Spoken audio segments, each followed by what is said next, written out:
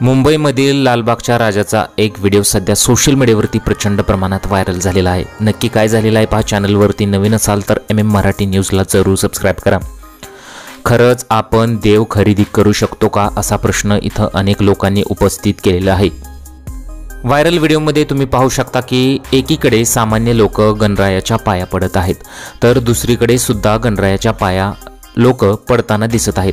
परंतु एकीकडे सामान्य लोक पाया पडत आहेत तर दुसरीकडे VIP लोक पाया पडत आहेत, म्हणजेच पैसे देऊन ते थेट तिथपर्यंत पोहोचलेले आहेत आणि सामान्य माणसांचे हाल इथं तुम्हाला व्हिडिओमध्ये दिसत आहेत।